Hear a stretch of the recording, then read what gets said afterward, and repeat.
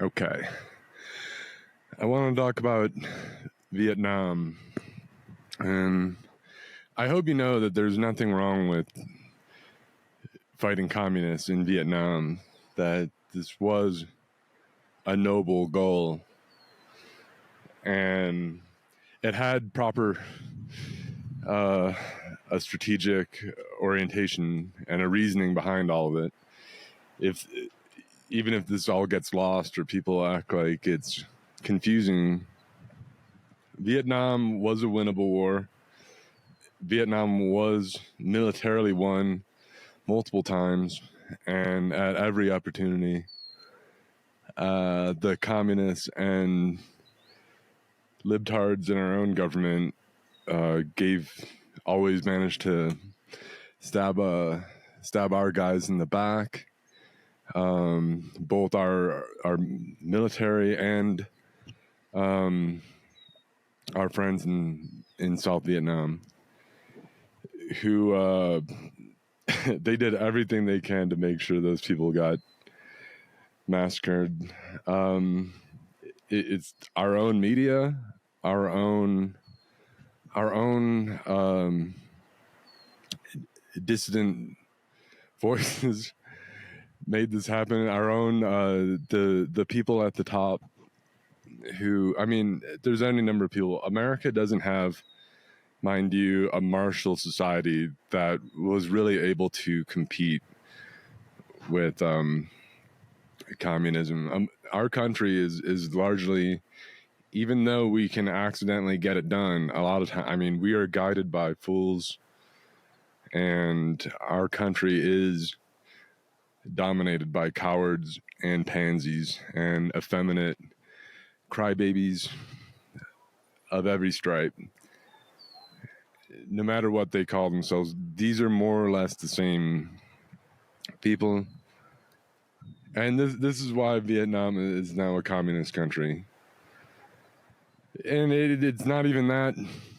You might say it's not that communist in it, but you know what? That shows that that just shows that this could have been a bit easier. Anyhow, this book I was kind of rereading is The Easter Offensive, and this is about the advisors in Vietnam in the last years of the war. Richard Nixon came up with a program called Vietnamization. So in 72, these are the last American advisors. So these are Marines who are advising the South Vietnamese. And so it's very few actual U.S. troops at this point. This is Vietnamization. And it's mostly just advisors. These are the Marine advisors. There's some special forces people and so forth. I picked this up. This is actually, the author of this book is Colonel Turley, who was there, and my book is actually signed by him, and it has this message from Colonel Turley himself to a Major Randy something. But it's an interesting message. And this book isn't the best book, like, as far as like reading, as far as a military, is by Colonel Turley himself. It's kind of a dry military history. It doesn't have a lot of grit in it. The battles don't seem that violent. It seems like there's heroism involved and there is interesting stuff, but I'm not trying to get you to like read this book or something. This book does show that that the war was winnable, because when the North invaded, after pretty much all the Americans are gone, and this is before Case Church, so this couldn't have happened. The U.S. Congress cut off any possibility of the U.S. intervening again when the communist North invaded. But in 72, when the U.S. had really no ground forces to speak of in country, the North invaded, and the communists were bombed to smithereens by round-the-clock B-52 strikes. So, this book details how these advisors, and these were advisors to the South Vietnamese ground forces, the ARVN, and but they're calling in airstrikes when the big invasion comes. So, you got guys like Captain Ripley, who crawled underneath a bridge, blew the bridge before this communist tank column could cross it, Dong Ha Bridge, and then he blew the bridge under fire by himself, and then the B-52s just blew the tanks to bits. It's great stuff, and this is the kind of thing that the U.S. is doing more now, because we don't have the ground troops, and not since everything that's happened since the GWAT. Just in terms of how much people, just in terms of like wounded veterans or veterans benefits and things, the government doesn't want to pay that out. There's all these guys like the boots on the ground people like myself in Iraq. They don't want to do it again. And so when ISIS showed up, they didn't want to send troops. What they did was they had a few maybe advisors here and there, and the local proxy forces, and then U.S. air power. And so that's how ISIS was beat, is more or less Richard Nixon's Vietnamization plan is what Obama was doing, and is what Trump continued to do. You just put a few guys on the ground, and they call in airstrikes, and that'll be enough for these locals to advance or to repel any real attack. If you have a B-52, you put one B-1 bomber above a target, not much. Those are designed to stop Soviet tank columns, so not much is really going to get. You park one of those in the sky above Kobani, and ISIS tanks weren't really making it. So this is one. This is basically, that would have been, if it wasn't for these strikes, Vietnam would have fallen at the time in 1972, because they blew this invading army away. But similar, you could say the Tet Offensive was similar, where the U.S. ground troops were there, where they launched this big attack with Pavin, the North, and you blew these dudes away. It was the best possible thing that could have happened for us. But the U.S. managed, our media turn it into a defeat after it's the greatest victory. So, and then not much is said on the Easter Offensive. In fact, most people probably don't know that this happened. It's just a really spectacular. It's a conventional battle. It's not like the like a Mama San with a grenade or something in the Viet Cong and rice paddy. It's not that kind of. It's not that kind of Vietnam War. It's like a conventional war where you got all these communist tank columns being blown to bits, by this massive U.S. air power. But this could have been done again with ease in 1975, but the U.S. made sure that it couldn't happen, that if the North invaded again, it would be unopposed. This is what the U.S. Congress ensured with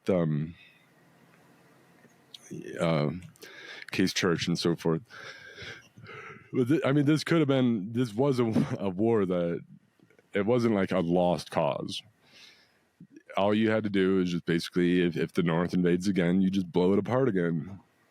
And if it wasn't like an indigenous force, they were backed by Russia. The Russians never stopped their aid to North Vietnam. They did, whereas we had communists in our media and government who ensured we would stop our aid to our allies. This is relevant because the war we have now is is kind of going the same way. Where in Vietnam, a big problem was say where we could have just hit up where we were down here and then you have the north. All we had to really do from the get-go was just invade up here. A very small feat, but people at the time feared some kind of escalation. Okay. The Russians are having that as well, possibly, where they seem to fear escalation. Because in 22 February, they could have struck north from Belarus, way to the west of Ukraine, and they might have had a shot at cutting off some of the Western arms coming in if they tried, but they were a little bit too pansy. They were, say what you will, they were worried that was escalatory, or they're just stupid. Whatever reason, they didn't do it. But it could be a genuine fear of escalation, which paralyzed us in Vietnam and paralyzes us now, because there's no point in, like, if we wanted to fight like that, we shouldn't have bothered in Vietnam at all. If we wanted to just stick around and just try to secure an area and then especially if you're not gonna stop an invasion from the north, if years can go by and then you say forget it, they've waited you out successfully. There's no point, never. Why even start? You have to have some kind of commitment.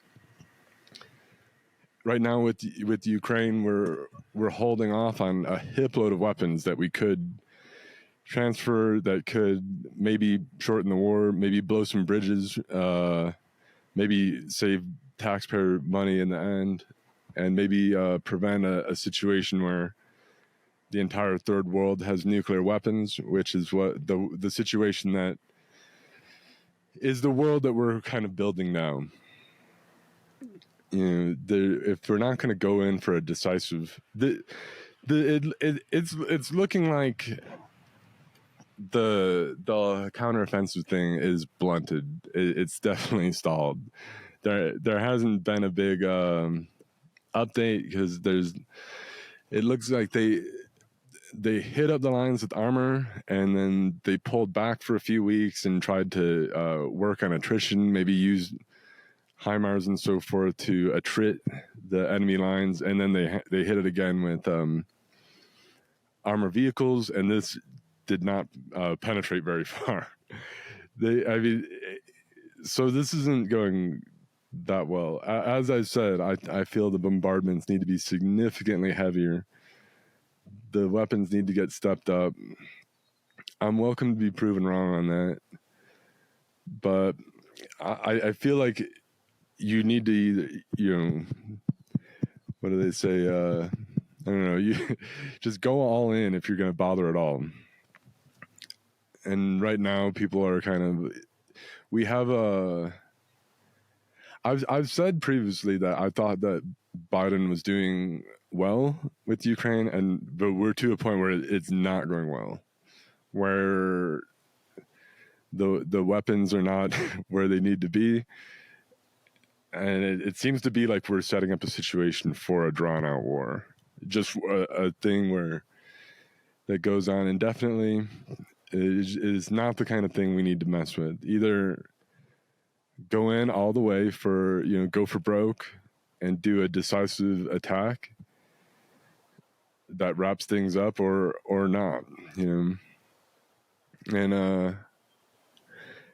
it's really looking like what's going on is the Russian influence is just infecting the entire country, and it's probably at all levels of government in both parties, where, people don't have our country, like I said, our country is not a warrior country.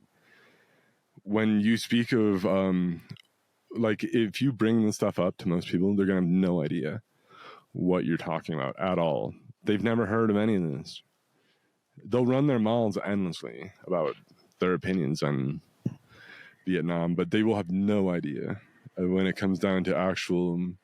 It's thought of like a mystical thing, like who knows, or they know just as much as anyone, and you'll get a lot of esoteric kind of stuff. Either way, it is disappointing. They're making some moves that are not good. At some point, I don't know. Something's got to give. Ukraine can't win a war of attrition. They have to win a war of. It has to be a war of movement with a dynamic attack and some.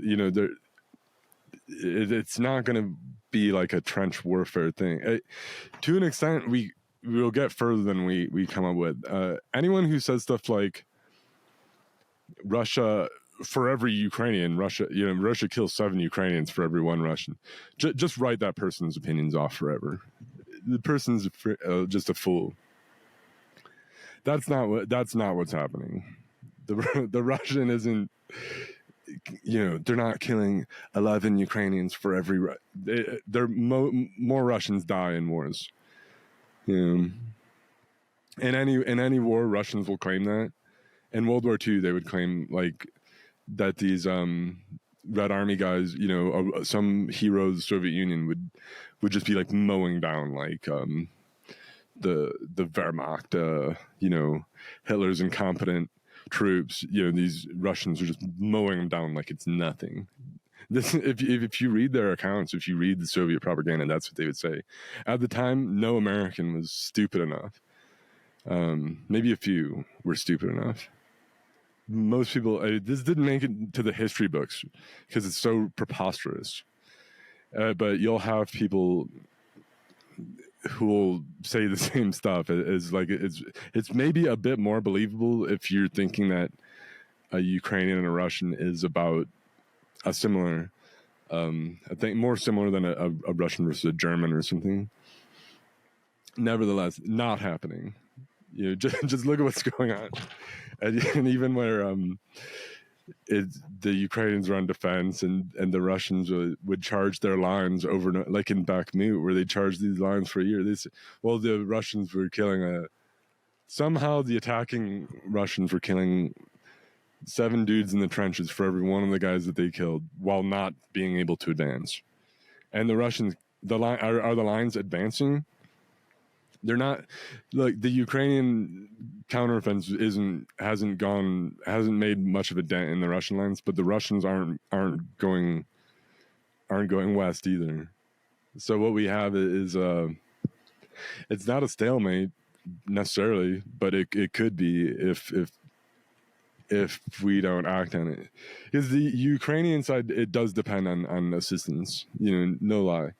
The way that the war is being fought, like obviously they wouldn't be where they're at without assistance, but this assistance could be at a level where they win, or it's at a level where they just don't lose and we drag the war out.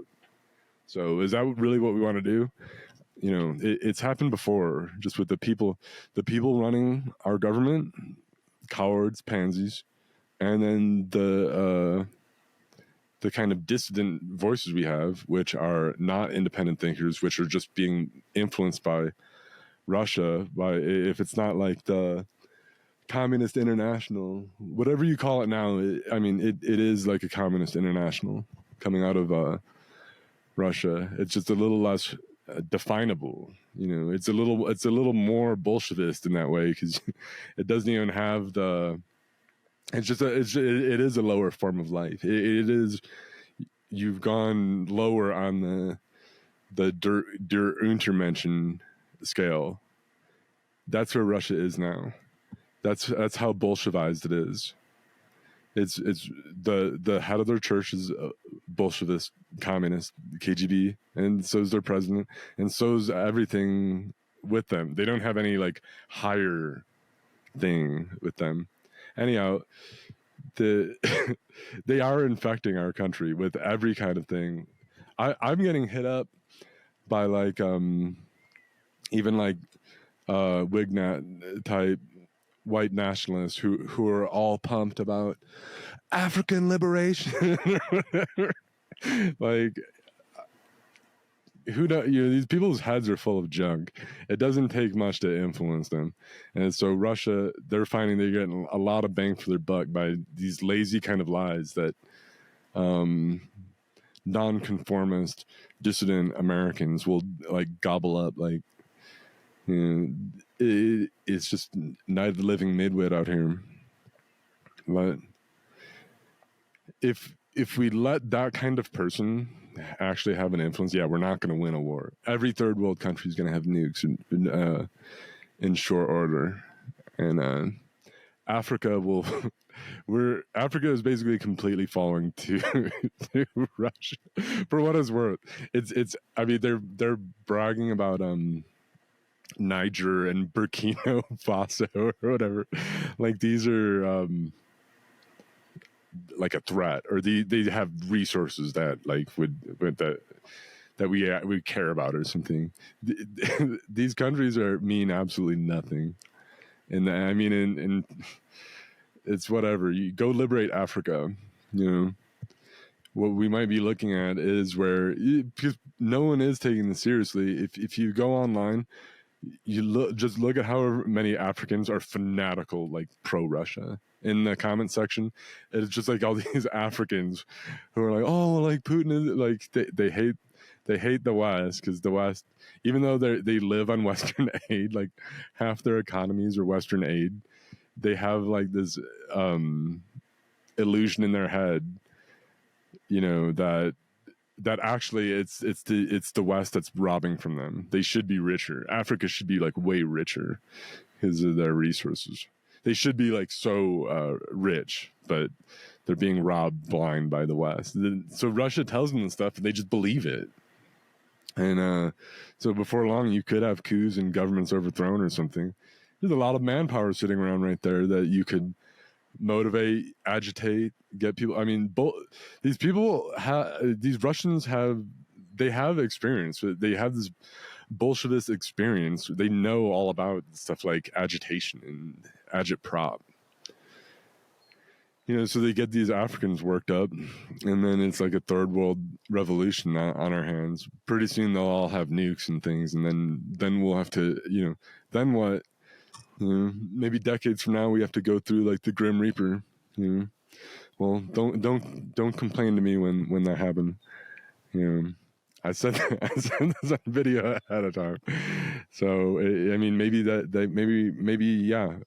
maybe you're just brewing a nuclear war right now, and in the future, we will have to take out like the majority of the world's population through some kind of nuclear inferno.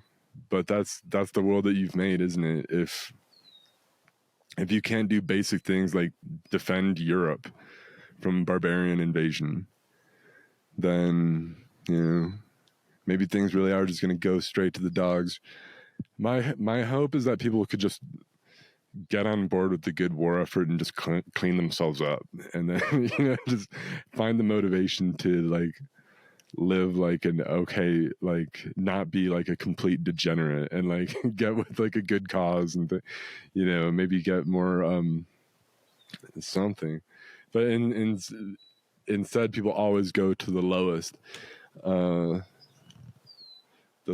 kind of most base level stuff. And this is I've even seen, and I would have thought that the notion of a Christian is that if you've achieved salvation and that you're like above this, I find that you look at Christians and they just run face first into lies and that just promote murder and filth and degeneracy, and these are like the hardcore. I mean, you look. I'm seeing this stuff online, not so much.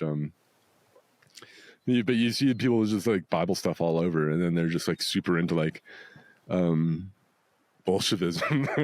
It discredits everything that everything else that they have, right? You just think it just all must be junk.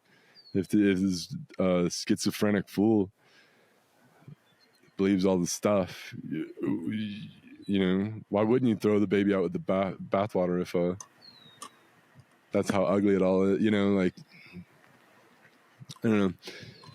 So the point is, what we have now is winnable wars, and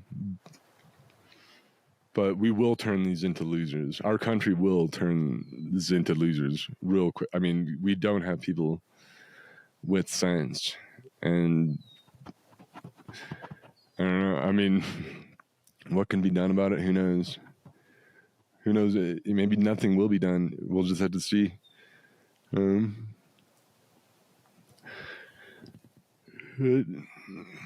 Maybe we'll have this Africa stuff will go on, and then we'll have like a full-on third world revolution, and we'll do it all again with Russia leading the third world against the Western. You know, this is how foolish we are. You know, it's the world that people have asked for. What can be done? You know, what do I care? I feel like, I only have children to raise and like a future to be concerned about, but, oh well. I mean, at the end of the day, I feel like I'll win either way. It's just, I don't know. It would have been nice. It would have been nice if we all could have won in Vietnam, wouldn't it? If the country didn't just go to dogs. If people didn't go kind of crazy over the whole thing. If wouldn't that have been kind of cool? I mean, obviously, like, there's no point in like talking about it. It's the will of God that it didn't happen. But you go forward in the future, there's still however many possibilities, and it's interesting to think about how things could change or go one way or another. So I don't know. Maybe we'll get it together. Maybe we'll get the weapons where they need be, and we'll get together some big offensive sooner or later. It's probably not happening soon. We've probably created a situation already where the war will drag out for a long time. The window where we could have decisively ended it maybe ended where before the counteroffensive started. It maybe ended where Russians started mining everything, because that's the real problem right now, is that everywhere the Russians have liberated is now heavily mined. Like, so they say they're gonna save the ethnic Russian. They show up, they just kill everybody. Places like Bakhmut. You never see the big liberation, do you? With all the Russians waving in the ethnic Russians. Did you see that in Mariupol or Bakhmut? No. They just kill everybody, and then they just mine everything, and then they just completely useless. Like, this is just how this is their Untermenschen. They just ruin everything where they go. You just look at where they live and all the crocodile they do and all the pornography and all the false prophets they surround. It's called their Untermenschen. Okay, that's what we're dealing with, and we have it at home too. Because look at how much sympathy this evokes. Any kind of low life is sympathetic to der Untermenschen. At the it could be that it's a very difficult spot, because it's very difficult crossing these huge minefields like under fire. You need very precise combined arms. Certainly you need air support. And then if you have like helicopters or planes shooting glide bombs at you from like a distance, it makes it like if you study like the Battle of Kursk, you'll see what I mean, where some of the best German units were getting bogged down in these minefields where they're just mud and mines and all that, and then their tanks are bogged down and they're getting hit by mines, and then they need to get like dismounts sometimes to like rush to do like rushes to take out like machine guns that were like looking over the minefields. And so this would be at an incredible cost to the Germans. And you see that's why their that offensive really went nowhere. It was just so heavily mined. The Russians knew they were coming. It just defense in depth is what we're dealing with, and that's what we have now. Where, you know, at Kursk, the Germans, I mean, made it like a couple dozen kilometers in, and that's about as far as they penetrated. And so, I mean, right now it's looking similar in miniature, in a very miniature, because it's nowhere near the scale of that. There, something would need to be done. Okay, but something could be done.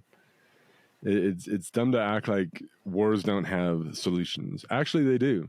In all these, you can hang out or you can decisively win. And just in my experience, you know, as a troop, you know, Marines are always sitting around thinking of ways to, you know, the thing that needs to be done. You know, you want the decisive victory. No one wants to hang out in just some getting shot at and blown up by some indecisive kind of conflict where, you know, the leaders aren't even that into it. You know, it's probably not the biggest priority just for politicians in general. You know, it's not their biggest thing, but it could become a really bad situation. Either way, that's just some thoughts on Vietnam. All right.